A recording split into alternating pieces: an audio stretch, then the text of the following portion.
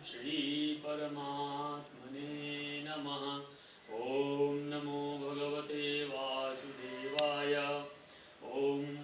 हम 12वां श्लोक अध्याय 4 जो ज्ञान कर्म संन्यास योग का है, लास्ट टाइम हमने देखा था। आज हम पुनः 12वां श्लोक एक बार और लेंगे और उससे आगे की ओर की यात्रा, उससे आगे की यात्रा हम प्रारंभ करेंगे। श्लोक नंबर 12 इसलिए हम एक श्लोक पीछे जा करके लेते हैं कि गए सेशन में 1 से 12 लिया था और आज वापस 12 से प्रारंभ करेंगे, 13 से नहीं। 12 से लेने का तात्पर्य ये होगा कि हम लिंक बना सकें कि पिछले सेशन में हम लोगों ने क्या पढ़ा था, क्या समझा था और क्या हमने उसको अपने जीवन में उतारने का प्रयत्न किया। अगर हाँ, तो इससे हमें तुरंत अपने आप को इवेल्युएट करने का मौका मिलता है। तो श्लोक नंबर 12 इस तरह से था।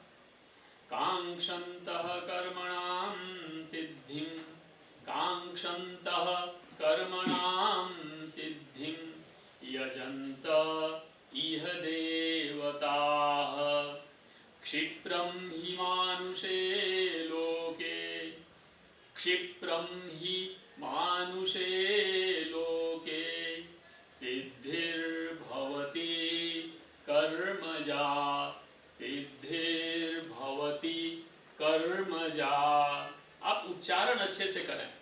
आप जहां भी बैठे हैं, आप सुन रहे हैं, देख रहे हैं, उच्चारण करने का प्रयत्न करें। एक बार उच्चारण शुद्ध हो गया तो वो उस शब्द का अर्थ भी धीमे धीमे अपने आप समझ में आने लगेगा। उसको ट्रांसलेट करने की आवश्यकता नहीं पड़ेगी, जबकि ट्रांसलेट करके मैं बता रहा हूँ, लेकिन फिर भी आपको अपने आप समझ में आने लगेगा। और जब स्वयं समझ में आने लगेगा तो एक उदाहरण से मैं आपको बताना चाहूँगा कि मान लो आपके सामने गुलाब जामुन रखा है और आप उस गुलाब जामुन को खा रहे हैं और सामने कोई व्यक्ति जो बैठा है उसको आपने गुलाब जामुन नहीं दिया और खा करके आप उसको एक्सप्लेन कर रहे हो कि यह गुलाब जामुन बड़ा गोल गोल है, इसके अंदर अच्छी चीनी डाली है, बड़ा टेस्टी है, बहुत स्वादिष्ट है, खाने के बाद बहुत मजा आ रहा है। तो सामने जो बैठा हुआ व्यक्ति है वो केवल सुन के समझ पाएगा। अगर उसने जीवन में कभी गुलाब जामुन नहीं खाया है तो उसको समझ में नहीं आएगा कि आप क्या कहना चाह रहे हो। आपको समझ में आ गया? अगर ये श्लोक आप उच्चारण अच्छे से करना प्रारंभ कर देंगे, खुद से इसको पढ़ना शुरू कर देंगे तो मेरे ट्रांसलेट करके या समझाने की जगह आप खुद गुलाब जामुन खाने लगोगे, तब आपको इसका आनंद आना प्रारंभ हो जाएगा।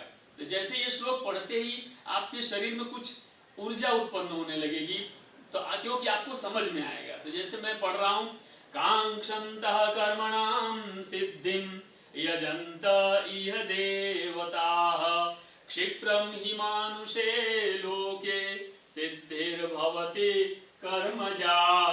तो ये श्लोक पढ़ा तो मुझे समझ में आ गया, गुलाब जामुन मैंने खा लिया। अब खाने के बाद सामने आप बैठे हो, आपको मैं खिला नहीं रहा हूँ, आपको मैं बता रहा हूँ कि गुलाब जामुन कैसा है।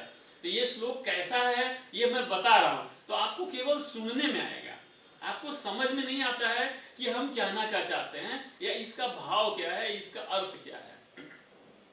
फिर भी मैं प्रयत्न कर रहा हूं आपको बताने के लिए। कांक्षन्तम कर्मणाम सिद्धिम, जो लोग अपने कर्मों की सिद्धि चाहते हैं। कौन से कर्म? सकाम कर्म। सकाम कर्म कौन से होते हैं कि जैसे उदाहरण के लिए मुझे ये पढ़ाई करनी है और मुझे पढ़ाई करके ये पास हो जाना है, ये नौकरी करनी है और मुझे खूब वैभवशाली मकान लेना है, मुझे गाड़ी खरीदनी है, वगैरह वगैरह, मुझे अच्छे कपड़े सिलवाने हैं, मुझे यश मान प्रतिष्ठा चाहिए। तो ये सब जो सकाम कर्म है, ये कर्म करने के पीछे का जो लालसा है, कांक्षंत इच्छाएं हैं, ऐसा कर्म करने के लिए इस प्रकार से यहाँ पे जो लोग हैं धरती पे क्या करते हैं? यजंत देवता। क्यों? कर्मणाम सिद्धिम, कर्म के फल की सिद्धि के लिए, कर्म के फल को प्राप्त करने के लिए, कर्म के फल को चाहने वाले अर्थात सकर्म करने वाले जो लोग हैं, वो लोग देवताओं का पूजन, यजंत यानी पूजन करते हैं, यजंत पूजन करते रहते हैं, पूजन करते हैं। अर्थात क्या हुआ, भगवान ने कहा कि ये सब देवी देवता जो लोग हैं वो लोग आपके सकाम कर्मों की इच्छा की पूर्ति करने के लिए यहाँ पे हैं, ऐसा कहने का अर्थ हुआ। और फिर आगे क्या कहा, क्षिप्रम ही मानुष्य लोके, मानुष्य लोके यानी मनुष्य लोक, जिस लोक के हम रहने वाले हैं, मान लो पृथ्वी लोक है, तो पृथ्वी लोक के जो लोग हैं, मानुष्य लोके, इस लोक में मनुष्य जो मनुष्य गण हैं वो क्या करते हैं, सिद्धिर भवती कर्मजा, कर्म की सिद्धि के लिए उनकी कर्म की सिद्धि शीघ्र, क्षिप्रम यानी शीघ्र यानी जल्दी से जल्दी हो जाती है, क्योंकि वो देवताओं की पूजा करते रहते हैं। नीचे लीजिए, तो क्षिप्रम ही मानुषे लोके सिद्धिर भवती कर्मजा, तो उनके कर्म की जो का फल है वो शीघ्र से शीघ्र मिल जाता है, ऐसा भगवान ने कहा। तो उन्होंने कहा कि ये लोग देवताओं की पूजा करते हैं। अब इसके ऊपर से श्लोक नंबर 13 आया, आप ध्यान से देखिए, बहुत ही ये ऐसा श्लोक है कि जिसका अर्थ कभी कभी समय के अनुसार लोग गलत ढंग से ले लेते हैं, जबकि ऐसा नहीं है। बहुत ही अच्छा श्लोक है और इसका अर्थ भी बहुत बढ़िया है, क्योंकि ये पहले भी सत्य था, आज भी सत्य है, आगे भी सत्य रहेगा, और भारत में भी सत्य है, अमेरिका में भी सत्य है, कनाडा में भी सत्य है, और वो अफ्रीका में भी सत्य है। हर जगह पे ये श्लोक सत्य है, केवल इसकी समझदारी गलत ढंग से की जाती है, समझ नहीं है लोगों को, इसलिए इसका अर्थ का अनर्थ लेकर के पृथ्वीवासी हम और आप जीवन में गलत ढंग से संकुचित विचार, संकीर्ण मानसिकता के साथ हम जीते रहते हैं और इसका गलत अर्थ निकालते रहते हैं। लेकिन इसका अर्थ बहुत ही शुद्ध है, परफेक्ट है और हमेशा के लिए सत्य है। श्लोक क्या है, सुने। चातुर्वर्ण्यम मया सृष्टम गुण कर्म विभागशः तस्य कर्तारम अपि माम, तस्य कर्तारम अपि माम विद्धि अकर्तारम अव्ययम। इसके अंदर 8-10 बड़े अच्छे शब्द हैं जिनकी आपको समझ होनी चाहिए, हम सबको समझ होनी चाहिए। चातुर्वर्ण्यम मया सृष्टम, अब इस धरती पे 4 प्रकार के गुण कर्म के अनुसार लोगों की रचना की गई है। किसने किया, अहम, किसने, भगवान ने कहा अहम कर्ता, मैंने किया है। इस सृष्टि में 4 सृष्टि का रचयिता कौन, भगवान। तो जब सृष्टि की ही रचयिता भगवान है, जैसे मान लो मैं इंडस यूनिवर्सिटी की बात करूं, तो इंडस यूनिवर्सिटी को बनाने वाले कौन, तो इंडस यूनिवर्सिटी के मालिक, प्रेसिडेंट। अच्छा, तो जब जिसने यूनिवर्सिटी को बनाया है तो उसके अंदर जो लोग काम करेंगे उनको भी तो वही लाएंगे। अच्छा, वो लाएंगे तो उसमें कैटेगरी होगी, सिक्योरिटी गार्ड होगा, स्वीपर होगा, प्यून होगा, टीचर होगा, एडमिन होगा, अलग अलग होगा कि नहीं होगा, अलग अलग गुण धर्म के अनुसार, कर्म के अनुसार लोग होंगे कि नहीं हैं। एडमिन के लोग एडमिन का काम करेंगे, टीचिंग के लोग टीचिंग का काम करेंगे, टीचिंग में भी होगा assistant professor, associate professor, professor वगैरह वगैरह होंगे। तो उनके गुण अर्थात उनके अंदर जो क्षमता है, उनके अंदर जो योग्यता है, उसके अनुसार तो गुण कर्म विभाग। तो भगवान ने क्या कहा कि गुण और कर्म के अनुसार, अर्थात अब टीचिंग वाला जो है वो नॉन टीचिंग का काम करने लगे और नॉन टीचिंग वाला टीचिंग का काम करने लगे तो कितना गड़बड़ हो जाएगा। तो जिसका जो कर्म है तो कर्म के अनुसार उसका भाग और विभाजन किया गया। विभाजन का अर्थ नहीं कि अलग अलग कर दिया, कर्म अलग अलग दिया गया, यानी 50 लोग हैं तो इतने लोगों को ये कर्म दिया गया, इतने लोगों को एक कर्म दिया गया, इतने लोगों को दूसरा कर्म दिया गया।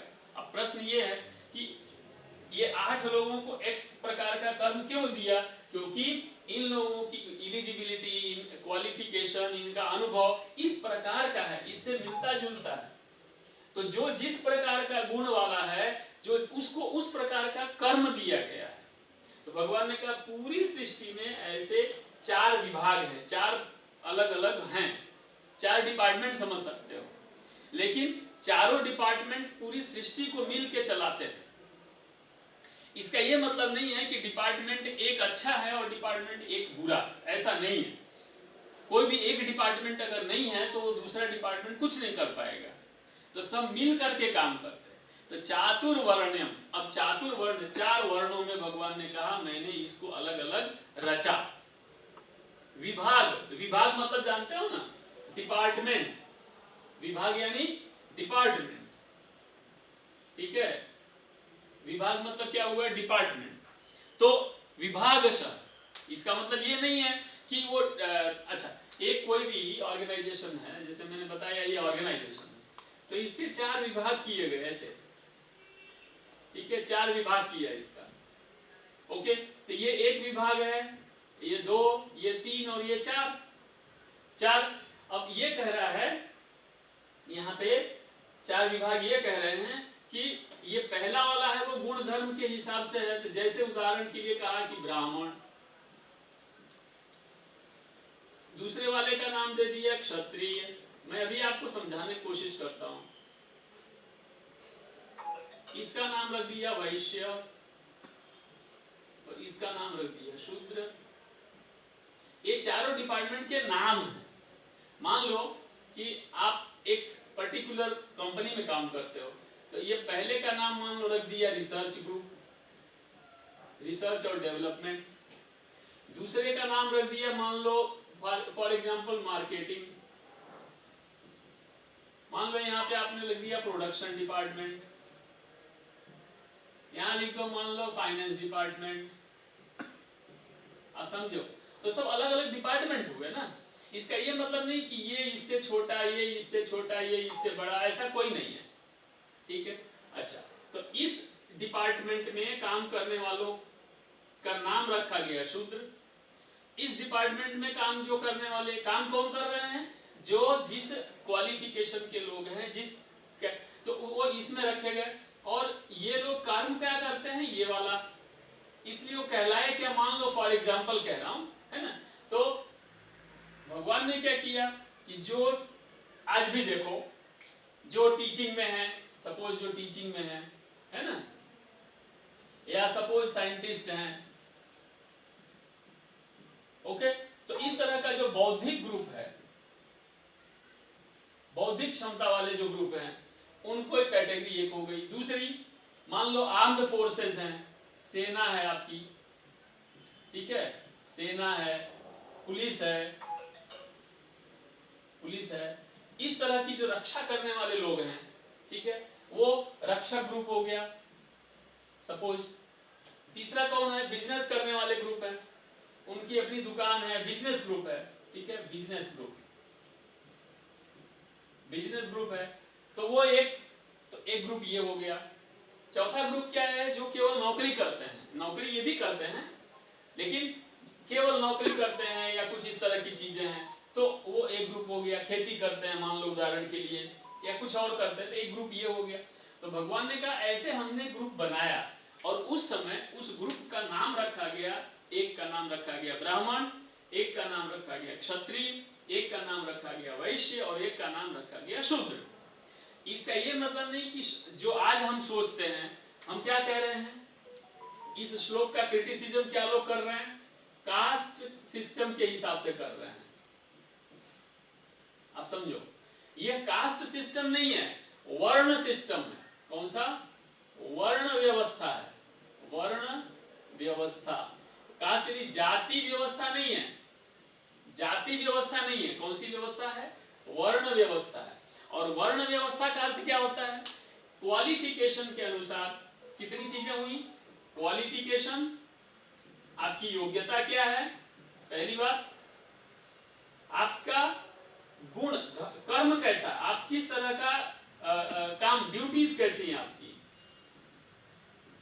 तो कर्म, क्वालिफिकेशन प्लस ड्यूटी के हिसाब से कैटेगरी 1 बना है।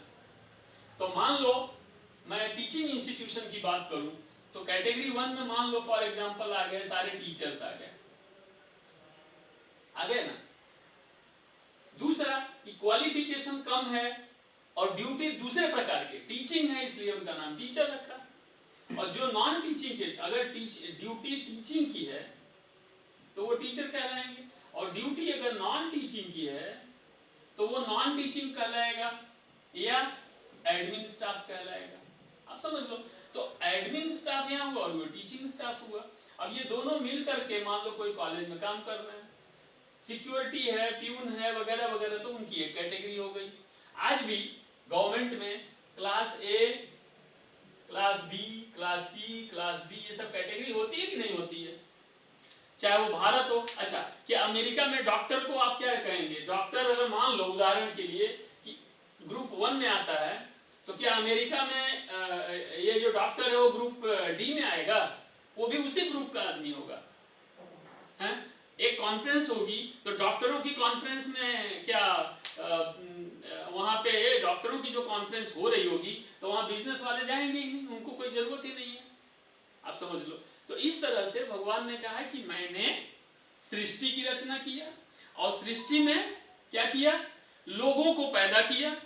अब पैदा किया तो जीवन चलाना है, सृष्टि को चलाना है, तो सब लोग एक ही काम करने लगेंगे, दूसरा कौन करेगा? आपके घर में एक किचन होता है, एक ड्राइंग रूम होता है, एक बेडरूम होता है, तो क्या किचन में बेडरूम की चीजें तो नहीं होंगी ना, तो किचन को किचन ही बोलेंगे, क्योंकि किचन के अंदर गुण और कर्म, किचन में क्या कर्म होता है? भोजन बनाया जाता है, भोजन वहां पे किया जाता है डिनर डाइनिंग रूम में, लेकिन बेडरूम में भोजन थोड़ा बनेगा, तो बेडरूम को किचन नहीं आप बोलोगे। इसी तरह से भगवान ने कहा कि जिसके जैसे गुण हैं, जिसका जैसा कर्म है, उसके अनुसार उनका नाम रखा गया, उनको उस कैटेगरी में रखा गया।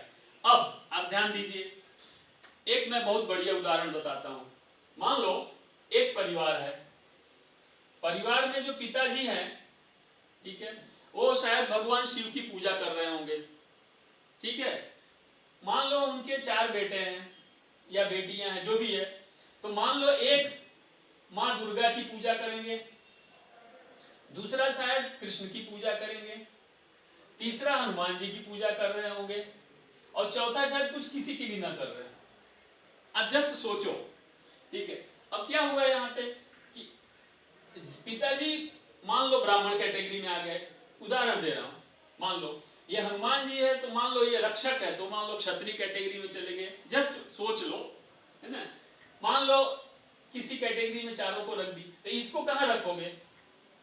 तो अब इसको क्या करना पड़ेगा, किसी कैटेगरी में आने के लिए कुछ करना पड़ेगा, उसका कुछ गुण धर्म होगा, कुछ कर्म होगा, उसके लक्षण होंगे, है? उसका कुछ आचरण होगा, तो किसी न किसी से तो मेल खाएगा, तो जिससे मेल खाएगा उसको उठा के उस कैटेगरी में रख देने का। इसका ये मतलब नहीं कि ये जन्म से ब्राह्मण है तो पिता तो ब्राह्मण है, लेकिन इसका कर्म कैसा है? ब्राह्मण का नहीं है। तो चूंकि इसका कर्म ब्राह्मण का नहीं है, तो इसको हम क्षत्रिय में भी नहीं रख सकते, वैश्य में भी नहीं रख सकते, शूद्र में भी नहीं रख सकते, ब्राह्मण में भी नहीं रख सकते। क्यों? जबकि ये ब्राह्मण कुल में पैदा हुआ है कुल यानी पिता ब्राह्मण, तो पिता का कर्म ब्राह्मण का है, लेकिन जरूरी नहीं है कि उनके पुत्र या पुत्री का भी कर्म और गुण ब्राह्मण का ही हो, तो वो शूद्र भी हो सकता है। मतलब मान लो पिता खेती करते हैं और एक बेटा टीचर हो गया, तो हो सकता है कि जो बेटा है वो ब्राह्मण कैटेगरी में चला गया, भले वो पैदा किसी कहीं भी हुआ हो। जैसे महर्षि वेदव्यास, महर्षि वेदव्यास कहाँ पैदा हुए थे? आप सबको मालूम है, मछुआरे के, किसके यहाँ? तो नाव चलाते थे। तो अगर मैं आज के कास्ट सिस्टम के हिसाब से देखूं, जाति प्रथा से, तो वो महर्षि वेदव्यास कभी ब्राह्मण बन ही नहीं सकते थे, नहीं हो सकते थे। लेकिन आज महर्षि वेदव्यास ही ब्राह्मण है, जबकि वो पैदा, अगर ऐसे देखने जाएं, जो झूठी व्यवस्था हमारी है जाति प्रथा के हिसाब से देखने जाएं, तो ऋषि वेदव्यास ब्राह्मण कुल में पैदा नहीं हुए थे, लेकिन ब्राह्मण हुए कि नहीं? तो इसी तरह से आप पैदा होने के बाद, गुण और कर्म कब आएगा? पैदा होने से पहले की बाद में? बाद में। तो जब पैदा हो गए धरती पे, भगवान ने पृथ्वी पे आपको भेज दिया। अब आपके गुण कैसे हैं, अर्थात अब आप मांसाहार हैं तो कभी भी ब्राह्मण कैटेगरी में नहीं जा सकते, और अगर आप शुद्ध सात्विक जीवन जी रहे हैं तो आप कौन से परिवार में पैदा हुए हैं इतना महत्वपूर्ण नहीं रह जाएगा। ठीक है, तो भगवान ने कहा कि इसकी रचना मैंने किया है। लेकिन दूसरा श्लोक क्या कह रहा है? तस्य कर्तारमपि मां विधि अकर्तारम अव्ययम। अब इसके अंदर चार अर्थ, चार शब्द हैं। विधि, अकर्तारम, अव्ययम। अर्थात अव्यय मतलब जान गए आप, मैंने पिछले सेशन में बताया था। अव्यय यानी अविनाशी, यानी जिसका कोई कभी समाप्त न होता हो। तो अव्ययम अविनाशी, और विधि, विधि से यानी करने वाला। ठीक है, करने वाला, और विधि यानी जानो, विद्या अकर्तारम, और मुझे अकर्ता ही समझो, मैं करता हूं ऐसा न समझो। क्यों? कि आगे लिखा, इस तरह से उस सृष्टि रचना आदि कर्म का कर्ता होने के बावजूद, होने पर भी तुम मुझ अविनाशी परमेश्वर को अकर्ता ही समझो। तो आप ध्यान दीजिएगा, मैं फिर से लिख रहा हूं जिससे आपको आइडिया आ जाए। तस्य, तस्य मतलब क्या हुआ? सृष्टि और सृष्टि के अंदर जो चातुर्वर्ण है उसकी रचना करने वाला मैं हूं। तस्य, उसका, कर्तारम, कर्तारम अपि अहम, अहम मतलब हुआ मैं, इसकी रचना वगैरह करने वाला कर्तारम भी मैं हूं, उसका सबका कर्ता मैं ही हूं। लेकिन विधि अकर्ता हूं। फिर क्या बोले? विद्य अकर्तारम। ये तुम जानो कि ये करने के बावजूद भी अकर्तारम, कि मैं अकर्ता हूं, मैंने किया है, लेकिन तुम यही जानो कि मैंने ऐसा कुछ भी नहीं किया है, मैं अकर्ता हूं। अब आप ये समझो, सपोज ये इंडस यूनिवर्सिटी भंडारी सर ने और सब लोगों ने मिलकर, उन्होंने परिवार ने मिलकर बना दिया।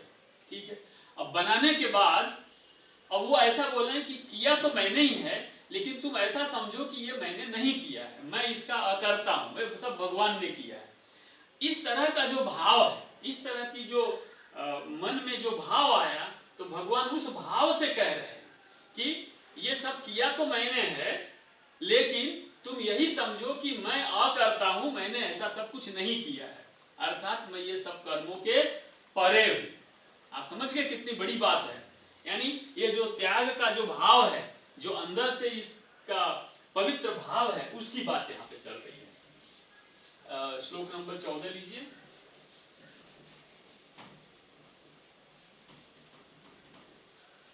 हाँ, न मां कर्माणि लिम्पन्ति, न मां कर्माणि लिम्पन्ति, न मे कर्म फले स्पृहा।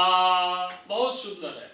न मां कर्माणि लिम्पन्ति, न मे कर्म फले स्पृहा, इति मां योऽभिजानाति, इति मां योऽभिजानाति, कर्मभिर्न सबध्यते, कर्मभिर्न सबध्यते। आगे वाले श्लोक में आपने क्या देखा? भगवान ने कहा कि ये सब किया है मैंने, मैंने ही सब सृष्टि की रचना की है, लेकिन तुम मुझे अकर्ता समझो। क्या समझो? अकर्ता। किया मैंने, लेकिन मैं अकर्ता हूं। तो भगवान को लगा होगा कि शायद अर्जुन के दिमाग में प्रश्न उठ रहा होगा, ऐसा कैसे होगा? लिखा मैंने और मैं बोलूं मैंने नहीं लिखा, ऐसा कैसे होगा? तो भगवान ने कहा कि रुको, इसको थोड़ा क्लेरिफिकेशन दे। आप समझिएगा, ये जो सब श्लोक है, अब हम जिस अध्यायों में जा रहे हैं आगे की ओर, बहुत ही डेप्थ मीनिंग है, बहुत ही गहरा अर्थ है इसका। थोड़ा आप जब प्रैक्टिस करेंगे तो आपको और मजा आएगा इसको समझने में, और इसको समझ पाएंगे। अभी तो आप केवल सुन रहे हैं, आपको समझना पड़ेगा और समझने के लिए इसको बार बार पढ़ने की आवश्यकता पड़ेगी। तो आप इसको अधिक से अधिक अभ्यास करें इसका, बहुत ही मजा आएगा। जैसे न माम कर्माणि लिम्पन्ति, पहला श्लोक पहला लाइन क्या लिखा कि न तो मुझे कर्म छू पाते हैं, कर्म लिप्त हो पाते हैं। समझो, मान लो ये आप हो हैं और आप, ये सब कर्म है, बार बार जो है वो सब कर्म है। तो भगवान क्या बोले कि ये जो कर्म है वो मुझे छू नहीं पाते। बहुत बड़ी बात है। आप सोचोगे कि कर्म भी कैसे छूते हैं क्या? कर्म ऐसे आके छुएगा थोड़ा ना, बहुत गहरी मीनिंग है इसकी, लेकिन मैं शॉर्ट में जो जितना अभी हो सकता है उतना बताता हूं। कर्म मुझे छू नहीं पाते, मुझे कर्म लिप्त नहीं हो पाते। मतलब मैं आकर के किसी को आलिंगन कर लूं ऐसे, तो कहे कि भगवान ने कहा कि मुझे कर्म आकर के लिप्त नहीं हो पाते, मुझसे जुड़ नहीं पाते। जैसे आप जानते हो कमल का पत्ता है, उसके ऊपर पानी गिरेगा तो पानी है तो उस पे, लेकिन पानी कमल के पत्ते को छू नहीं पाता है लेकिन छू नहीं पा रहा है। वैसे ही कर्म, भगवान कह रहे हैं कर्म मैं करता हूं लेकिन कर्म मुझे छू नहीं पाते। जैसे मैं पढ़ा रहा हूं लेकिन मैं नहीं पढ़ा रहा, ऐसा मैं अपना कोई ज्ञान नहीं दे रहा हूं, क्योंकि मुझे ऐसा कोई ज्ञान है ही नहीं। मैं तो क्या कर रहा हूं, यहाँ जो लिखा है उसका केवल अर्थ बता रहा हूं, जो वहां पे लिखा है, जो भगवत गीता में, अथवा जो मैंने सीखा समझा है और लोगों से, अर्थात वो जो मैं बता रहा हूं मेरा है नहीं, वो धरोहर है किसी की, मेरे गुरु ने, मेरे पिता ने, मेरे दादा ने, मेरे लोगों ने, आसपास के सीनियर्स ने जो मुझे सिखाया, वो मैंने पोटली बांध ली और वो पोटली लेके मैं यहाँ आ गया और ये 9 से 10 के बीच में इसको पढ़ के वो पोटली यहाँ लिख दे रहा हूं और मुंह से बोल दे रहा हूं। तो कर मैं रहा हूं लेकिन मैं नहीं कर रहा हूं, क्योंकि वो मेरा कुछ नहीं है। तो इस तरह से भगवान कह रहे हैं कि कर्म तो मैं कर रहा हूं लेकिन कर्म मुझे लिप्त नहीं हो पाते। दूसरा क्या बोला, न मे कर्म फले स्पृहा। ये बहुत बड़ी घटना है कि ये कर्म, भगवान क्या कह रहे हैं कि कर्म में मैं कुछ लिप्त नहीं होता और कर्म के फल की कोई मुझे स्पृहा अर्थात कोई इच्छा ही नहीं होती है।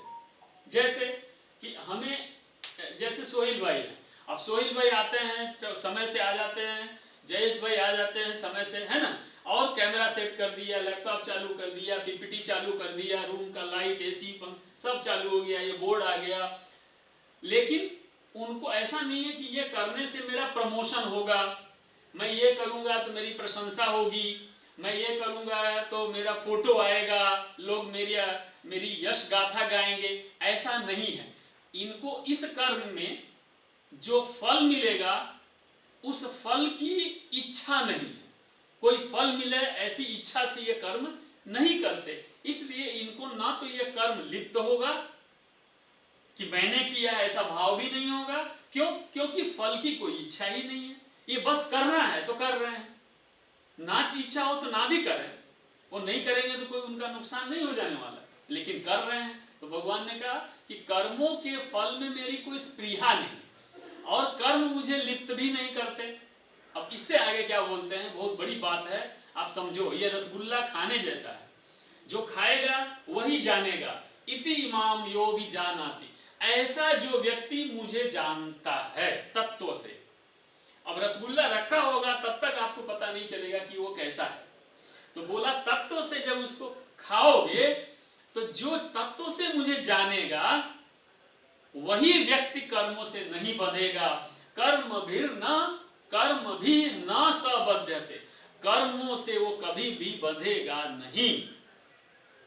अर्थात क्या हुआ कि जो व्यक्ति मुझे अर्थात भगवान को तत्व से जान लेगा वो कभी भी कर्मों में बंधेगा नहीं।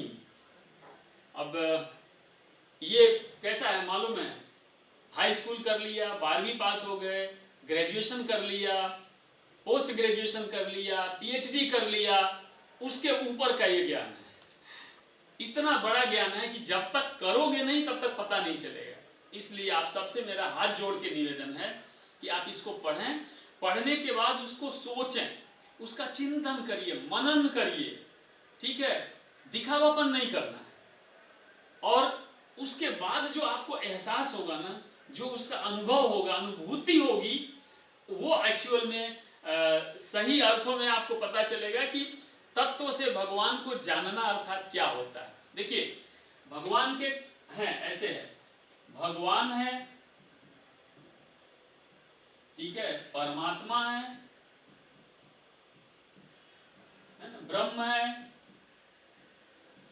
ठीक है ना, देवता है, मनुष्य है, आप समझ रहे हो ना सब कैटेगरी, दानव है, और फिर बहुत सारे हैं ऐसे लाइन से। अब दूसरे दूसरे लिखना अच्छा नहीं है, वो टाइम भी, हमें यहां जाना है, आप समझो। यहाँ क्या आता है, श्री भगवान उवाच। आप कहाँ हो, यहाँ तो चलेगा तो बड़ी अच्छी बात है, यहीं पे जुड़ रहे हैं हम लोग, ठीक है। कभी यहाँ जाते हैं फिर वापस चले जाते हैं, ठीक है। तो हम 90% समय में यहाँ होते हैं, 5% समय में ऊपर जाने में समय लगाते हैं, और 5 या लेस देन 5% मनुष्य बने रहते हैं, ठीक है। तो पैदा तो हुए मनुष्य, क्योंकि दानव भी मनुष्य, शरीर तो मनुष्य का ही है, तो हम यहीं पे ज्यादा से ज्यादा समय रहते हैं, ठीक है। ईर्ष्या, द्वेष, क्रोध, लालच, उसका हड़प लो, उसको गाली दे दो, उसको मार दो, ये वो है ना, यहीं पे हम अधिक से अधिक समय बिताते हैं। तो कह रहे हैं भगवान उवाच, बोल ये रहे हैं, किसको, इसके लिए सोचो कितनी बड़ी यात्रा है।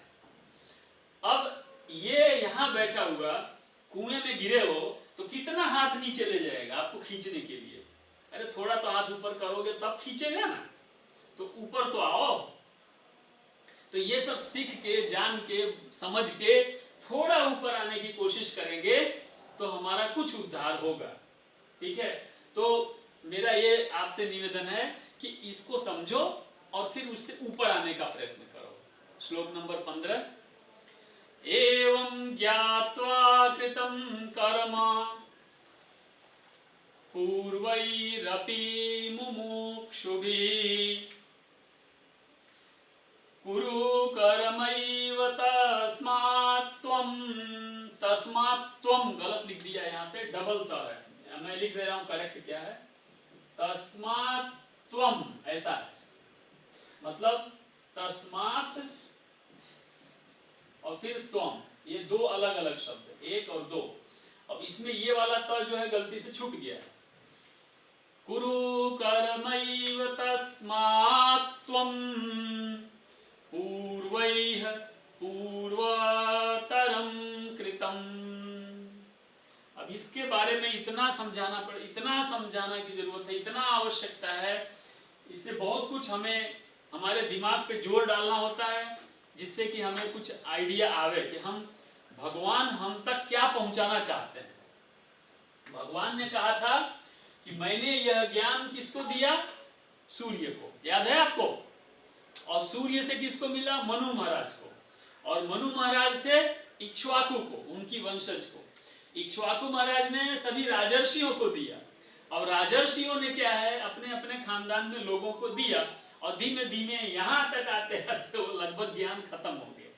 हम दानव हैं, मानव हैं, लेकिन मानव कम, दानव ज्यादा।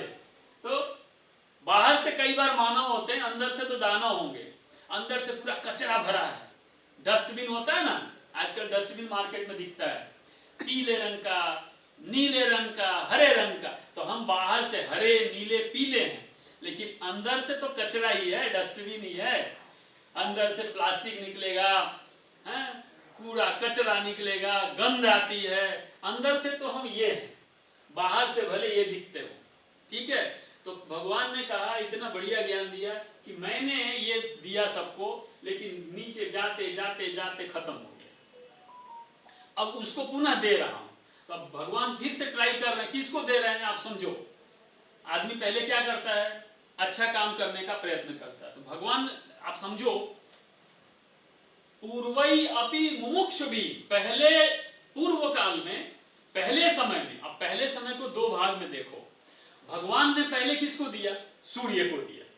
ये सोच के दिया होगा कि ये पृथ्वी पे रहेगा, लोगों के खूब काम आएगा, सब लोग इसका लाभ लेंगे। भगवान ने देखा ये तो जाते जाते जाते खत्म हो गया, तो भगवान ने वो सोचा छोड़ो, अब सूर्य को नहीं देना, अब किसको देना है? इसको ही दे दो। आप समझे? कमीशन जैसा हो गया कि भाई ऊपर से 1 करोड़ रुपया आया और रुपया नीचे जाते जाते जाते गांव में जो एक्चुअली जिसको चाहिए उसको 5,000 रुपया मिला। आप समझ गए? निकला 1 करोड़, पहुंचा 5,000। तो कई बार ऐसा होता है, ऐसा हम भी न्यूज़पेपर में और लोगों से सुनते हैं। मेरा अनुभव नहीं है, मैंने कभी न देखा है, न किया है, न जानता हूँ इसके बारे में, मेरा कोई स्वयं का अनुभव नहीं है, लेकिन ऐसा सुना मैं। तो भगवान ने दिया इतना बढ़िया ज्ञान और यहाँ पहुंचते पहुंचते 5% बचा। तो भगवान ने अब क्या सोचा? द्वापर युग में अर्जुन के सामने पूरा का पूरा ज्ञान देना ही नहीं है, लाओ यही पूरा दे देता हूं। तो भगवान ने ये हमको सीधे दे दिया। तो बोला कि अब तुम क्या करो, तुमको यहां से ऊपर जाना है, ठीक है? आप समझो कि शूद्र को ब्राह्मण लेवल तक जाना है या इसको ऐसे ऊपर की ओर जाना है, भगवान को पाना है। तो भगवान ने इसको क्या दे दिया? ज्ञान दे दिया। अब इतना सारा ज्ञान का खजाना दे दिया। अब खजाना लो, उसका उपयोग करो और आगे की ओर बढ़ो, आप भी उन्नति करो। तो अब उन्नति करने के लिए क्या बताया? करोगे कैसे? पानी तो दे दिया, लेकिन खोलोगे पियोगे तब प्यास बुझेगी ना। तो भगवान ने कहा अब करना क्या है तुमको? तो तुम ऐसा करो अर्जुन, तुम एवं ज्ञात्वा कृतं कर्म, ऐसा जानने के बाद, एवं एवं यानी ऐसा सब जान लिया तुमने, ये सब सारी चीजें, ज्ञात्वा ज्ञात्वा यानी जान लिया, कृतं कर्म, अब क्या करना, क्या तुमको कर, जान तो गए, अब करो। क्या कर्म करना है? ध्यान दीजिएगा, कर्म करना है। क्या करना है? जान के घर में बैठ नहीं जाना है कि अरे अब तो मैं बहुत जानकार हो गया। तो भगवान ने बोला जान तो लिए ना, अब आगे बढ़ो, करो। ये नहीं कि आलसी हो गया घर में बैठ जाओ, मुझे तो सब नॉलेज हो गया, अब मुझे कुछ करने की आवश्यकता नहीं है। नहीं, कर्म करना है। किस तरह से? अर्जुन का प्रश्न रहा होगा मन में कि आप कह तो रहे हो करो, लेकिन क्या करूं, कैसे करूं? तो भगवान ने गाइडलाइन दिया, मार्गदर्शन दिया। क्या? पूर्वैरपि मुमुक्षुभिः, पहले के मुमुक्षुओं ने जिस प्रकार का कर्म किया है। बड़ा प्रश्न खड़ा हुआ। अब पहले के मुमुक्षु यानी मोक्ष की इच्छा रखने वाले जो व्यक्ति हैं उनको मुमुक्षु कहा जाता है। जैसे अब एक तो और भी प्रश्न है कि मोक्ष की इच्छा रखना भी एक आपके लिए मोक्ष में बाधा होता है, भगवान की प्राप्ति का के लिए अड़चन के रूप में आता है, हर्डल होता है। लेकिन फिर भी भगवान ने कहा कम से कम वहां जिन लोगों ने मोक्ष को प्राप्त किया, या मोक्ष, देखो मोक्ष को प्राप्त कब हो? जब आप उसके लिए प्रयत्न करोगे। तो भगवान ने बोला उसके लिए प्रयत्न क्या करना है, कर्म क्या करना है? तो भगवान ने कहा उन लोगों ने जो किया, उन लोगों ने जो कर्म किया। अच्छा, मुमुक्षु नहीं लिखा, एक नहीं है, मुमुक्षु भी, यानी बहुत सारे मुमुक्षु हुए हैं आज तक। तो भगवान के ध्यान में भगवान ने क्या बोला? तुमको सारे जन्म के कर्म भूल गए हैं, मुझे सबके सब जन्म और कर्म सबके याद है। तो भगवान सभी मुमुक्षुओं को भी जानते होंगे। तो भगवान ने कहा उन मुमुक्षुओं ने, अर्थात पूर्वजों ने, तुम्हारे पहले के जैसे राजा जनक वगैरह ने जो अच्छा कर्म किया, जिस तरह का अच्छा कर्म किया, उनके बताए हुए जो रास्ते हैं, उनके चले हुए जो मार्ग हैं, चले होंगे तो रास्ते फुटप्रिंट पड़ गया होगा, तो वो फुटप्रिंट देख के, वो पगडंडी देख करके, उस खेत के बीच से रास्ता जा रहा है, उस रास्ते से चलते चलते तुम वहां तक पहुंच जाओगे। वही कर्म तुम भी करो। ध्यान दीजिए, कर्म करो। घर में 5 किलो हीरा आ गया और फिर कर्म करना छोड़ दोगे तो धीमे धीमे वो हीरा खत्म हो जाएगा, वो पूरा खत्म हो जाएगा। तो भगवान ने कहा मैंने तुमको इतना सारा हीरा, अमूल्य रत्न दे दिया है, अब तुमको प्राप्त तो हो गया ज्ञान, अब उस ज्ञान का उपयोग करके कर्म करना प्रारंभ करो। कैसे करोगे? तो जैसे पहले तुम्हारे पूर्वजों ने किया है। अब पूर्वज ने बहुत सारे कर्म किए, कुछ पूर्वज आतंकवादी भी होंगे, कुछ पूर्व अत्याचारी भी रहे होंगे। तो उन पूर्वजों की बात नहीं कर रहे। कैसे पूर्वजों की? पूर्वजों में भी कैटेगरी कर दिया, गुण कर्म विभागशः। जिन पूर्वजों ने मोक्ष की प्राप्ति के लिए अच्छे कर्म किए, उन पूर्वजों के पथ के रास्ते पे चलो। आप समझो, आप बोलोगे अच्छा पूर्वजों के, तो फला आदमी तो आतंकवादी था, चलो उसके बताए हुए रास्ते पे मैं चलूं। तो कौन से पूर्वजों के रास्ते पे चलने हैं वो भी वहां पे कैटेगराइज कर दिया। अच्छा, और एक और बात बताया, कुरु कर्म, देखो कितनी बार कर्म का उपयोग किया है। कृतम कर्म कर्मैव कृतम कुरु पूर्वैः पूर्वतरम तस्मात् त्वम, इसलिए तुम भी पहले के जो बताए हुए रास्ते हैं पूर्वजों ने, कौन से पूर्वज, मुमुक्षु के, मुमुक्षु अर्थात मोक्ष की इच्छा रखने वाले, कर्म करने वाले जो पूर्वज थे, उनके द्वारा बताए हुए जो मार्ग हैं, उनके द्वारा जो किए हुए कर्म हैं, उनके रास्ते पे चलो और वैसा ही कर्म तुम भी करो। और साथ में क्या बोला, करते रहो। ध्यान दीजिएगा, कर एक बार करके छोड़ नहीं देना है, करते ही रहना है। मतलब कि ये अनवरत यानी निरंतर, यानी हमेशा सदा ये करते रहना है। ऐसा नहीं कि करके आज किया और कल सो गए, अब तो हो गया, एक बार तो कर लिया। आप जानते हो कौन से पक्षी या कौन से लोग मरते हैं? जिस डाल पे बैठा हुआ पक्षी उड़ नहीं पाता उसका ही शिकार होता है। आप समझो, हिरन अगर एक जगह से दूसरी जगह न चलता रहे तो वो एक दिन भी नहीं जी पाएगा। तो भगवान कह रहे हैं तुम अच्छे कर्म करते ही रहो, अपने कर्म को छोड़ मत दो। अगला श्लोक लीजिए। अगला श्लोक जो है कर्म, विकर्म और अकर्म के बारे में हमें समझाएगा कि हमें क्या कर्म करना चाहिए, क्या नहीं करना चाहिए, और किसको कर्म कहते हैं, किसको अकर्म कहते हैं, किसको विकर्म कहते हैं। ये चीजें ऐसी हैं, मैं बार बार आपको कह रहा हूं, समझा रहा हूं कि आप जब तक स्वयं नहीं करेंगे तब तक आपको, जब तक इसको, कुछ लोग ऐसे हैं जो ध्यान करने की इच्छा तो करते हैं लेकिन ध्यान नहीं करते। जिसको इंटरेस्ट है, जानना है, मेडिटेशन अगर आपको करना है तो उसके लिए भी मैं आपको जितना मुझे आता है मैं आपको समझाऊंगा, आपको सिखा भी सकता हूं कि आप मेरे साथ बैठो, ध्यान करो। तो ये सब चीजें बहुत आत्मचिंतन से प्राप्त होती हैं, आत्मचिंतन से। समझो, मैं आपके बारे में चिंतन करके आपको ध्यान नहीं दिलवा सकता, मैं आपके बारे में सोच करके आपको सिखा नहीं सकता, आपको स्वयं करना पड़ेगा। इतने बड़े शरीर को लेकर 2 कदम चलना पड़ेगा, एक जगह रुक जाने से नहीं होगा। श्लोक नंबर 16। ये श्लोक थोड़ा आप समझो आप पीएचडी कर रहे हो, ऐसा सोच करके आप इसको पढ़ो। 16, 17, 18। किम कर्म किम कर्मेति, देखिए इसको उच्चारण ध्यान दीजिएगा, मैं फिर से पढ़ता हूं जिससे आपको ध्यान रहे।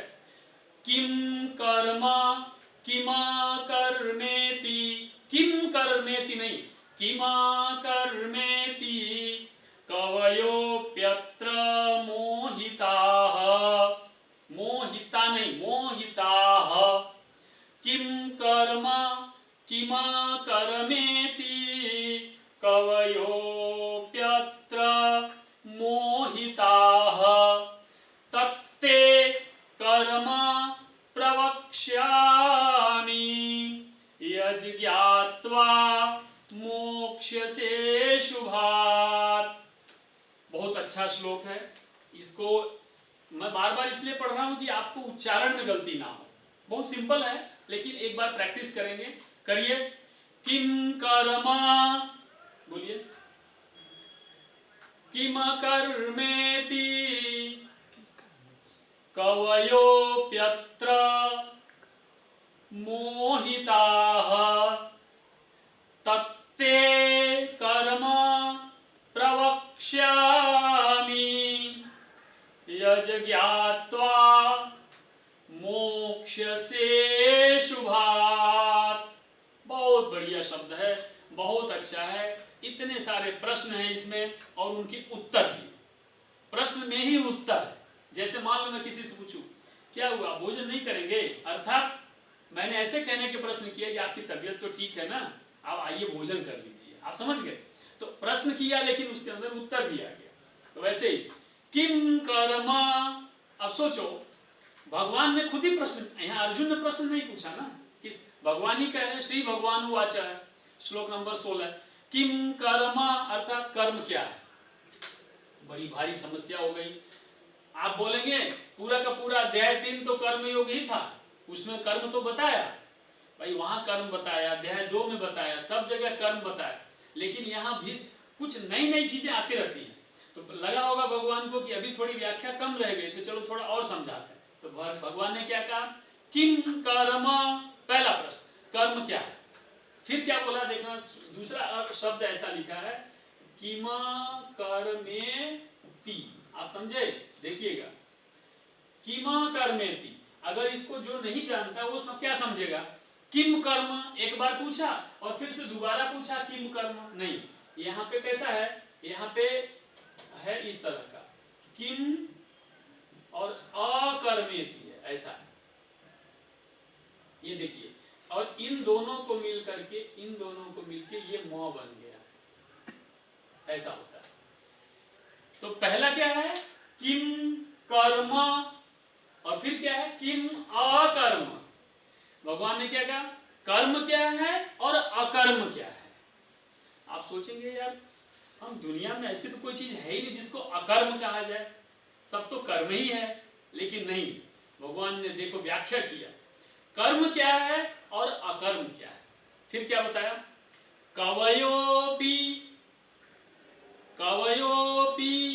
मोहिता यत्र, कहा कि यह समझकर ऐसा निर्णय लेने के लिए कि कर्म क्या है और अकर्म क्या है, अर्थात कर्म क्या है और कर्म नहीं है, ऐसा क्या है, इसको समझने में, इसको समझने के लिए, निर्णय लेने के लिए जो बुद्धिमान लोग हैं, कवयोह, कवयोह यानी होता है बुद्धिमान लोग, कवयोह, ठीक है। कवि यानी कवि नहीं, ऐसा नहीं कि जो लोग कविता लिखते वो लोग केवल, और जो लोग बिजनेस करते वो नहीं, जो लोग नौकरी, कवयोह यानी विद्वान लोग, बुद्धिमान लोग, भी अपि मोहिता, कवि लोग भी, अर्थात जो बुद्धिमान लोग हैं वो लोग भी मोहिता, समझिएगा, मोहिता, मोहित रहते, मोहित यानी समझो। अब आप सोचोगे कि मोहित से क्या लेना देना, देखो आपको ध्यान है, क्रोध क्या आता है, हैं? क्रोध से क्या होती है, बुद्धि भ्रष्ट हो जाती है, बुद्धि से क्या होता है, याददाश्त चली जाती है। आपको याद है मैंने लिखवाया था 7 स्टेप।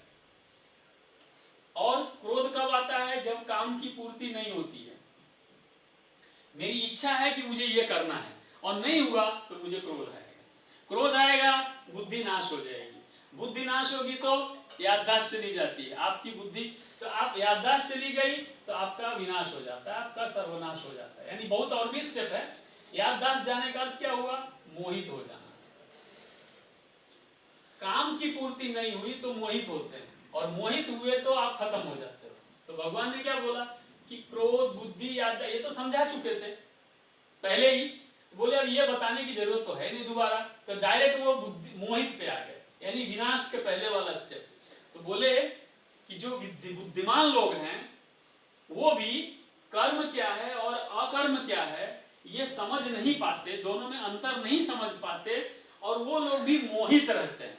यानी कर्म और अकर्म न समझने के कारण जो बुद्धिमान ज्ञानी लोग हैं, चूंकि वो मोहित रहते हैं, किसमें, कंफ्यूज रहते हैं, इसलिए वो भी विनाश को प्राप्त हो जाते हैं। आप समझ गए, जो बुद्धिमान लोग हैं, ऐसा नहीं है कि जो बुद्धिमान है वो बड़े, तो बुद्धिमान लोग भी चूंकि कर्म और अकर्म के बीच का अंतर नहीं समझ पाते, इसलिए वो भी कभी कभी विनाश को प्राप्त हो जाते हैं, क्योंकि वो लोग भी इनके बीच के अंतर को समझ नहीं पाते, उसमें मोहित हो जाते हैं। दोनों के बीच में, दोनों कर्म ये है और ये अकर्म है, उसको अलग नहीं कर पाते। इसलिए तत्ते, तत् यानी अतः, तत्, ते, तत् और ते मिलके क्या बना, तत्ते। अब देखो तत्ते, तत् अर्थात तत् और ते, इसलिए तुम कर्म प्रवक्ष्यामि, इसलिए तुम कर्म में तुम जुट जाओ, कर्म करना शुरू करो, भली भांति तुम समझो। यज्ञ ज्ञात्वा, जिसको जान करके, प्रवक्ष्यामि यानी समझाकर मैं कह रहा हूं, अभी कहने जा रहे भगवान कि कर्म क्या है और अकर्म क्या है, क्यों? क्योंकि बुद्धिमान लोगों को तो समझ में आएगा नहीं। इसलिए मैं तुमको कर्म और अकर्म को समझा दे रहा हूं। यानी भगवान कितने लेवल तक, टाइल्स भी लाते बाजार में से सेलेक्ट करके और फिर वो फ्लोर भी बना रहे हैं, फिर बोलेंगे कि फ्लोर पे तुम चलो। सोचो कितनी सुविधा कर दी है।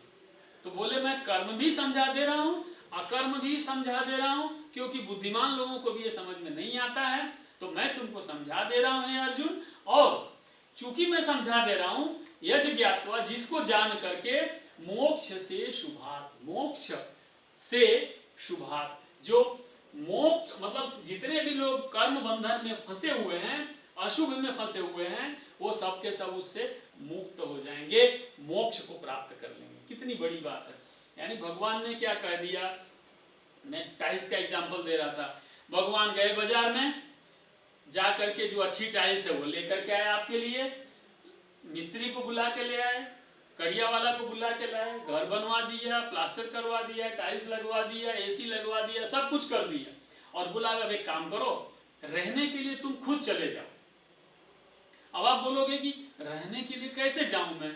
तो भगवान ने क्या किया, तुमको उठाया ऐसे, बोले अच्छा तुम चल नहीं पा रहे हो ना, तुम तो एकदम नीरम जीव हो, तुमको तो कर्म करने आता नहीं है, काम करो, तुम चल के नहीं जा सकते, चलो मैं तुमको उठा के वो एसी कमरे में तुमको रख दे रहा हूं। तो भगवान ने सब तैयार कर दिया और तुमको ला के एसी कमरे में रख दिया, और अब क्या बोला कि बस इसको संभाल के रखना। अब आप विचार तो करो, इतने लेवल तक भगवान ने तुम्हारा साथ दिया, यहां तक पहुंचाया हमको। तो अर्जुन को कहा कि तुम भी मुक्त हो जाओगे, और पूरी की पूरी ये सृष्टि यह जान करके अगर कर्म करती है, कर्म तत्व को जान लेती है, तो वो भी पूरी तरह से मुक्त हो जाएगी, मोक्ष को प्राप्त हो जाएगी। मतलब मुझे शब्द नहीं मिल रहे, मैं कैसे समझाऊं कि इतने लेवल, उदाहरण नहीं मिल रहे हैं। नेक्स्ट लीजिए 17 नंबर। इसके बाद अब कर्म भगवान समझा रहे हैं। अकर्मणो ह्यपि बोद्धव्यम, बोद्धव्यम च विकर्मणः। वहां क्या क्या लिया, कर्म और अकर्म लिया। अब यहाँ पे क्या क्या ले रहे हैं, कर्मणो ह्यपि बोद्धव्यम, अर्थात कर्म के स्वरूप को बोद्धव्यम, बोद्धव्यम यानी जानना चाहिए, बोद्धव्यम यानी जानना चाहिए।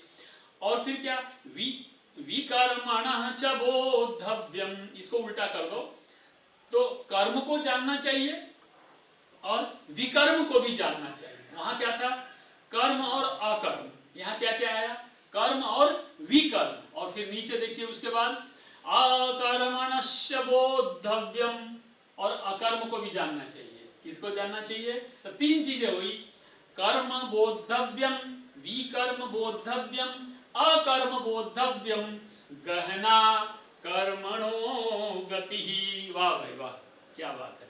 गहना, गहना यानी वो हीरा जवाहरात, सोना चांदी की अंगूठी और हार नहीं, गहना कर्मणो गति, कर्म की जो गति है, कर्म जो है वो, कर्म ध्यान दीजिएगा, कर्म नहीं, कर्म की गति, आप समझे, कर्म की जो गति है वो बहुत ही निराली है, बहुत ही प्यारी है, बहुत ही अद्भुत है। अब कहने का अर्थ इतना गहरा है, कर्म की गति इतनी जबरदस्त है, उसको जानेंगे कैसे, समझेंगे कैसे? तो तीन चीजें लिया, कर्म, अकर्म और विकर्म। वाह, मजा आ गया। क्या कहने का अर्थ हुआ, देखिएगा,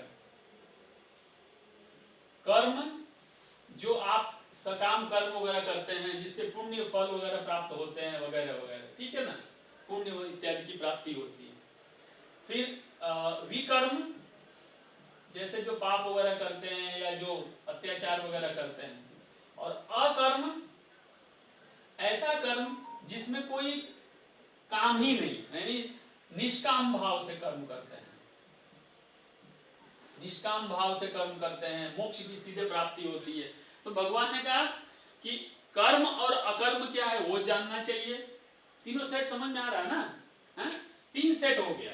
देखो, इन दोनों का एक सेट हुआ, इन दोनों का दूसरा सेट हुआ, और इसका और इसका तीसरा सेट हुआ।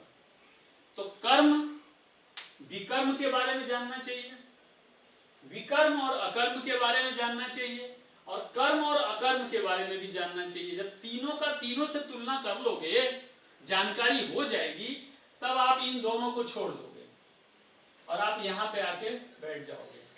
तो जो अकर्म है वो स्वयं में ही एक कर्म हो गया। अभी उदाहरण देता हूँ आपको, अगला श्लोक लेता हूँ, उसमें बहुत और समझ में आएगा, बहुत ही जबरदस्त है।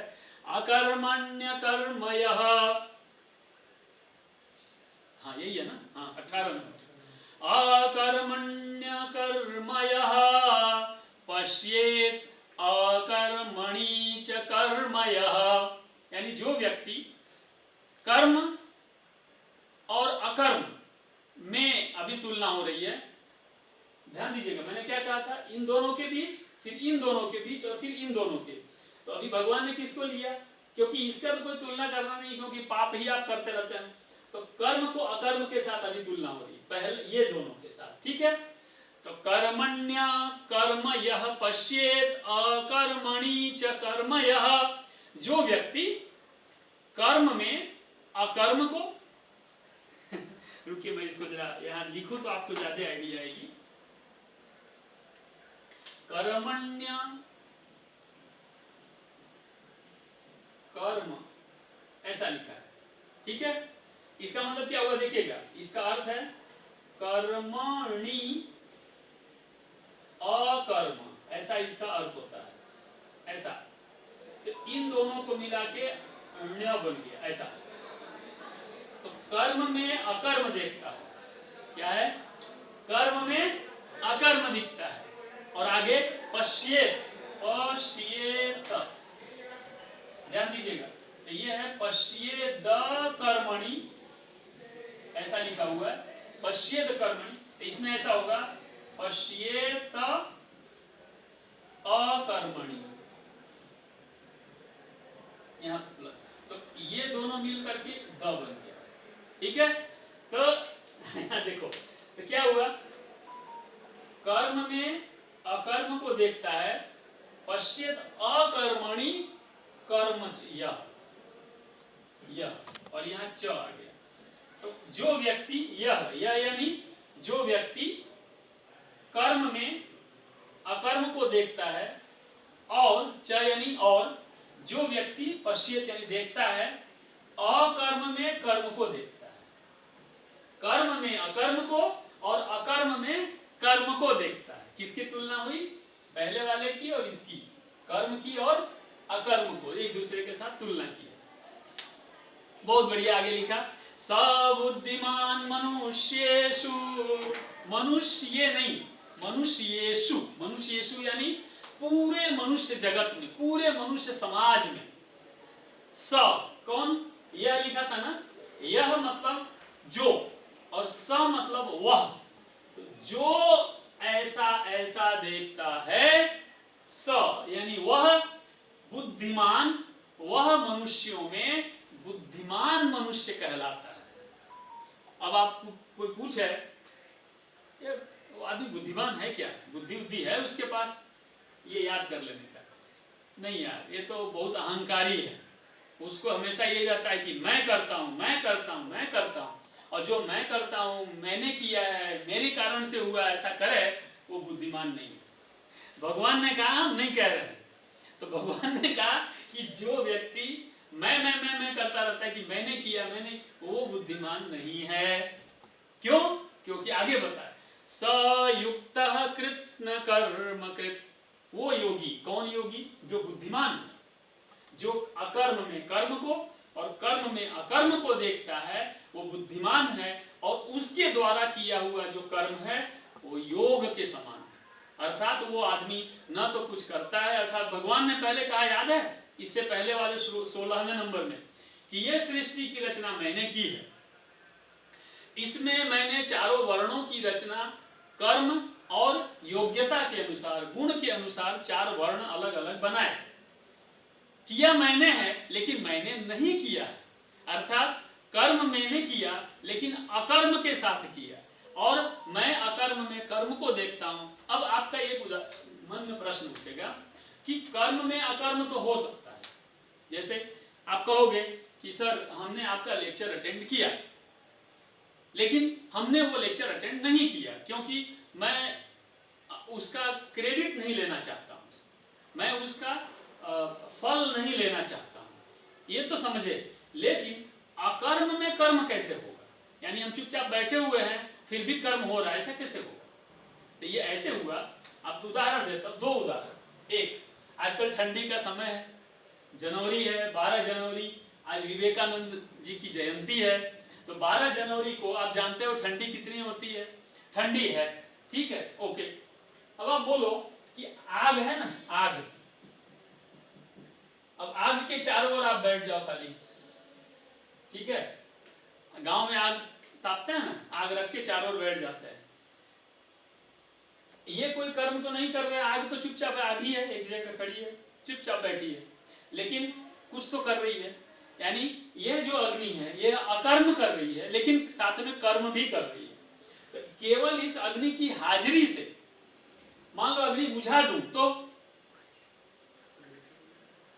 अग्नि जला दिया, तो अग्नि की केवल हाजिरी हुई, अग्नि केवल वहां उपस्थित हो गई, और अग्नि की उपस्थिति यानी केवल इसकी हाजिरी से, कर्म नहीं कर रहा है, खाली बैठा हुआ अग्नि, तो भी सभी को लाभ मिल रहा है कि नहीं? तो ना कर्म करते हुए भी कर्म हो रहा है। दूसरा उदाहरण, मान लो आप जिस बॉस के नीचे काम करते हैं, एक बॉस है, उसके नीचे 4, 5, 10 लोग काम करते हैं। मान लो बॉस छुट्टी पे, आपकी कैसी मानसिकता होती है? आज बॉस नहीं है, मजा आ गया। काम तो आप करोगे ही करोगे, ऐसा नहीं कि नहीं करते, लेकिन आपका अंदर भाव कैसा होता है? दूसरा, आप काम कर रहे हैं, सब चल रहा है, और सडनली बॉस आ जाए और केवल आके वो बैठ जाए, कुछ करे नहीं, आपसे ना कुछ कहेगा, न डांटेगा, न पूछेगा कि आप क्या कर रहे हैं, नहीं कर रहे हैं, कल क्या, कुछ पूछे नहीं, खाली आके बैठ जाए, फिर आपके अंदर क्या चेंज आएगा? आप समझो। तो बॉस कुछ कर नहीं रहा है, केवल आके अकर्म में कर्म को दे, न करते हुए भी करना हो जाए। उदाहरण के लिए, आप क्लासरूम में टीचर पढ़ा रहे हैं और सडनली टीचर का फोन आ गया जरूरी, और वो फोन लेके बाहर चले गए जस्ट 1 मिनट के लिए, क्लास में कैसा माहौल होगा? और आके टीचर खाली खड़ा हो जाए तो कैसा माहौल होगा? पहले सब इधर बैठे होंगे, इधर बैठे होंगे, इधर देख रहे होंगे, और जैसे टीचर आके केवल खड़ा हो जाए, उपस्थिति, कुछ कर नहीं रहा है, खाली खड़ा हो गया, फिर क्या होगा? जो इधर उधर देख सब सीधे बैठ जाएंगे, ऐसे। आप समझ गए? तो कहने का अर्थ ये है कि कर्म में अकर्म को देखता है और अकर्म में कर्म को देखता है, देखता है। आप समझो, इसका मतलब ये नहीं कि कर्म करना नहीं है। वो होता है कि कोई मेरे सामने से चला गया, मैंने देखा लेकिन मैंने नहीं देखा, ऐसा। वो व्यक्ति बुद्धिमान है, उसके पास ज्ञान है, और उसके द्वारा जो भी कर्म किए गए वो सब योग की तरह है। कौन सा योग? अब योग शब्द आया तो मैं फिर से बोल दूं, फिर आप, योग 2 तरह के, योग माया, ठीक है, और एक होती है कौन सी माया? महामाया, ठीक है। तो हम महामाया के चक्कर में फंसे हुए हैं, और भगवान किससे प्रकट होते हैं?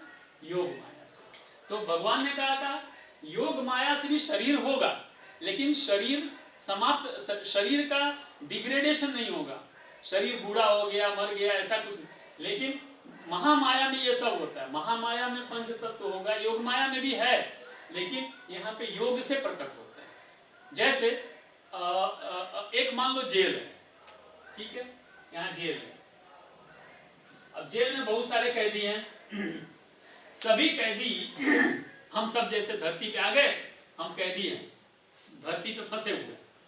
अब सडनली क्यों? क्योंकि हम महामाया, यानी हम पाप कर्म वगैरह करके यहाँ आए हैं, तो ये जो महामाया के कारण अर्थात पाप ये सब किए हैं, हम गलत सलत करते हैं, तो उसकी वजह से हम इस पृथ्वी नामक जेल में आ गए। अब भगवान पृथ्वी पे अवतार लेते हैं, तो अगर भगवान भी ये महामाया के चक्कर में पाप में फंस करके या कुछ करके इस तरह से भगवान अवतार लेते हैं या पृथ्वी पे जन्म, तो वो भी इसी में आके फंस के हमारे जैसे होके रह जाएंगे। इसका मतलब क्या हुआ कि भगवान कुछ इससे डिफरेंट है, अलग है। तो वो कौन सी माया के को अपने वश में करके आते हैं? तो योग माया। तो योग माया को करके वो वश में, वो अपने करके और अवतार लेके फिर आते हैं। आने के बाद ये जो जेल के अंदर लोग फंसे हुए हैं, फिर जैसे दो अलग अलग बातें लेते हैं, पृथ्वी, मनुष्य, भगवान। आप समझ गए? और यहां लोग पृथ्वी की जगह जेल, मनुष्य की जगह जो क्या जेल में जाते हैं कैदी, और यहां पे मान लो राष्ट्रपति। ठीक है, अब देखते हैं, समझने की कोशिश करते हैं। इस पृथ्वी पे अर्थात इस जेल में मनुष्य अर्थात हम लोग कैदी बन के आए हैं। भगवान अर्थात मान लो राष्ट्रपति हमारा अब इस जेल के अंदर निरीक्षण करने आता है, यहां पे मान लो। ठीक है, अब भगवान पृथ्वी पे आते हैं, मान लो राष्ट्रपति जेल में जाते हैं, निरीक्षण करने जाते हैं। जेल में कैद होने के लिए थोड़ा जाएंगे, आप समझे मेरी बात? तो भगवान पृथ्वी पे अर्थात इस जेल में कैद होने के लिए नहीं आते। क्या होने के लिए आते हैं? निरीक्षण करने आते हैं, इंस्पेक्शन करने आते हैं। तो राष्ट्रपति जेल का निरीक्षण, इंस्पेक्शन करने आए। अब अंदर बैठा हुआ कैदी क्या सोचेगा? ये भी कुछ किया होगा, कुछ 420 किया होगा, जेल आया है, ऐसा ये समझेगा जिसकी बुद्धि कम है। लेकिन अर्थात मनुष्य जो दानव प्रवृत्ति के लोग हैं, जो कर्म में अकर्म, अकर्म में कर्म नहीं देख पाते, बुद्धिमान नहीं, मूर्ख हैं, मूर्ख तो नहीं मतलब जो एकदम भगवान में विश्वास नहीं करते, श्रद्धा, वो क्या सोचेंगे? जैसे हम आए वैसे ये भी जन्म लेके आ गया, भगवान कृष्ण भी आ गए धरती पे। अच्छा, लेकिन उसको ये नहीं पता कि वो महामाया अर्थात पाप के वजह से आया है और भगवान योग माया अर्थात निरीक्षण के लिए आया। ये राष्ट्रपति यहाँ निरीक्षण करने आया, पाप किया ऐसा ऐसा नहीं आया। आप समझे मेरी बात? अंतर समझ रहे हो? अब जब आ गए तब राष्ट्रपति जेल में आने के बाद जेलर से पूछेगा, अच्छा सब ठीक चल रहा है? जी सर। अच्छा, ये सब दो चार कैदी देखने में बड़े अच्छे लग रहे हैं, कैसा है तुम, इनका रिपोर्ट कैसा है? बोलेंगे सर वो गलती से उससे मर्डर हो गया था, वो चाकू अपने आत्मरक्षा में चलाया था और गलती से वो मर गया, इसलिए जेल में आ गया। लेकिन सर ये बहुत अच्छा है, इसने कोई गलत कर्म और सुधर रहा है, बहुत अच्छा कर रहा है। तो जैसे ही जेलर ऐसा कहेगा कैदी के बारे में, तो राष्ट्रपति क्या कहेगा? अच्छा अच्छा, कितने साल की सजा है? तो सर अभी तो 10 साल बाकी है। ओहो अच्छा, सुधर रहा है? हाँ। कितना सुधार है? सर बहुत सुधार। अच्छा तो एक काम करो, 2 महीने के बाद इसको छोड़ देना। क्या करेंगे? 2 महीने के बाद इसको छोड़ देना। अब ये समझ गए आप? अब इसको समझिए, भगवान पृथ्वी पे आए, अवतार लिया, अब समय जा रहा है लेकिन अब मैं इसको समझाऊं, मेरी अपनी बात कर रहा हूं। भगवान पृथ्वी पे आए, देखा ओ इतने सारे भगवान देखे, अच्छा कैसा है, कर्म ठीक है ना? अच्छा है। सर इसका क्या है, इसका जीवन यात्रा का क्या लिखा है? सर अभी तो इसको 1 करोड़ जन्म बाकी है, अभी ये जन्म लेगा, ये जन्म लेगा, ये जन्म, अभी 1 लाख जन्म बाकी है। भगवान ने कहा था कि मेरे और तुम्हारे बहुत सारे जन्म हो चुके हैं, तो वैसे ही बोला जाएगा। लेकिन सर ऐसा है भगवान कि ये आदमी है ना, बहुत पूजा पाठ करता है, बहुत आप में श्रद्धा रखता है, बहुत निराला है, कुछ लेना देना नहीं, कोई पाप कर्म नहीं करता, सुधार अच्छा हो रहा है। भगवान अच्छा एक काम कर, 100 जन्म ओछा कर दे, 100 जन्म कम कर दो इसका। हैं? 100 जन्म कम कर दे? हाँ। तो भगवान 100 जन्म की माफी दे दी है आपको, यानी अब आपको खाली 5 ही जन्म लेना है। आप सोचो, तो ये भगवान पृथ्वी पे आके हम कैदियों का तो अब अच्छा कर्म करेंगे, तो जो मान लो आपके आगे आने वाले 1000 जन्म लिखे होंगे, तो अच्छा कर्म करोगे, तो जैसे राष्ट्रपति कैदी का कैद कम कर देता है, वैसे ही भगवान मनुष्य के जन्म कम कर देंगे और बोलेंगे काम कर, इसमें से इतना निकाल दे, इसको 10 जन्म के बाद मोक्ष दे देना। आप समझे मेरी बात? तो ये है भगवान का पृथ्वी पे आना योग माया से, और ये है राष्ट्रपति के कैद में जाकर के, जेल में जाके कैदियों को छुड़ाने से। तो इस तरह से भगवान हमें मुक्ति देते हैं। तो मुक्ति देने के लिए भगवान ने हमको हेल्प किया कि तुम ये सब पढ़ो, समझो, जानो, जीवन में उतारो। बस अब आज इतना ही, 10 बज गया। ओम श्री कृष्णा